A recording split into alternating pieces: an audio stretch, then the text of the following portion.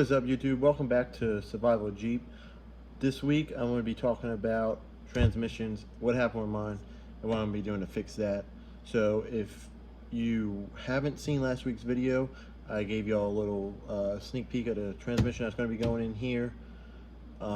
If you have not seen it, it's just a paint update about how I wrapped the line of my Jeep. I told you all that I'm going to be back to being more frequent and uploading on this channel. I'm trying to do about one video, maybe two if I got a lot to talk about that week, to this channel each week. So without further ado, let's get into what's going on with my transmission. And if you can, just hit that little subscribe button right down below, and also give me a thumbs up and comment if you have any questions about this video or want to see something else in the future. If y'all haven't seen my recent updates on my Instagram, I talked about what happened with my Jeep. I have an AX5 transmission in it right now.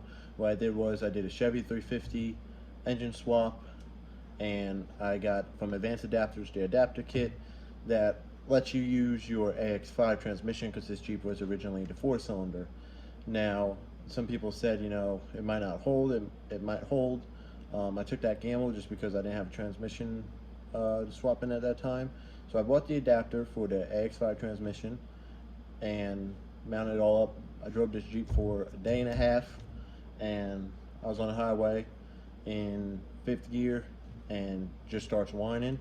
So I drop it down to 4th and I regain control, get off the highway. 1st, 2nd, 3rd, and reverse not working, so all I have is 4th gear. So obviously that transmission did not hold up to the V8. So what I went ahead and did is I went on Facebook Marketplace and looked up some transmissions. I later then picked up a 460 LE, I believe it was called, transmission. I posted it up on my Instagram when I picked it up at the time. And I get that home and the transmission was cracked. So I bring that back to the guy I purchased it from.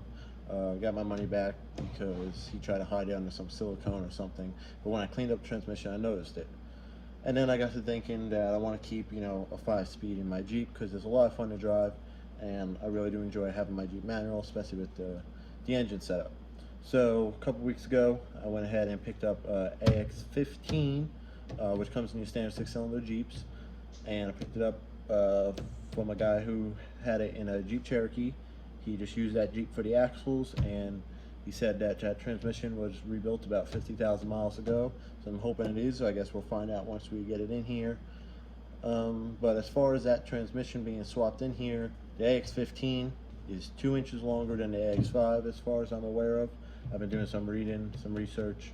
So what that's going to have me have to do is I'm going to have to get a new drive shaft or cut and re-weld the one on here to make up for that. And I want to say the AX5 transmission in the Jeep goes with the transfer case, has a, I want to say 21 spline, and with the AX15 I need to convert it over to a 23 spline.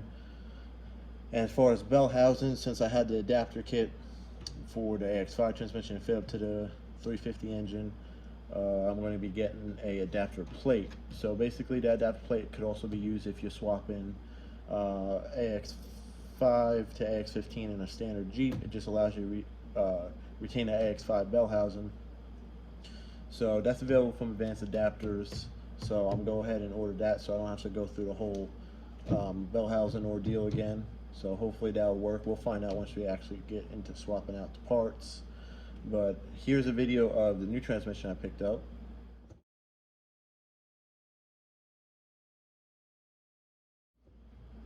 It does need to be cleaned up a little bit. That bell housing ain't staying because I'm using the new one that I got from Advanced Adapters that's already on here, just along with that adapter plate. But besides that, everything should work out. I'll probably do some videos along the way with that transmission swap.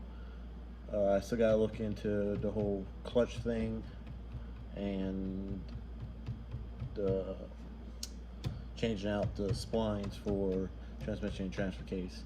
But hopefully everything works out and get this Jeep back up and running on the road. But I'm also going to do a little update next week probably about axles. As you guys know, I picked up about a couple years back, picked up a Ford 8.8 axle that I was going to do truss kit and everything on, but I got some changes. That video is going to come out next week, so if you're into doing axle swaps on your Jeep, check that video out, and that's going to be a whole nother project. Main focus right now is getting this transmission in though, so if you want to see all that work that goes into that, please subscribe and turn on that little notification bell and hit that like button. But I hope you guys enjoy the rest of your week, and make sure to come back next time on Survival Jeep.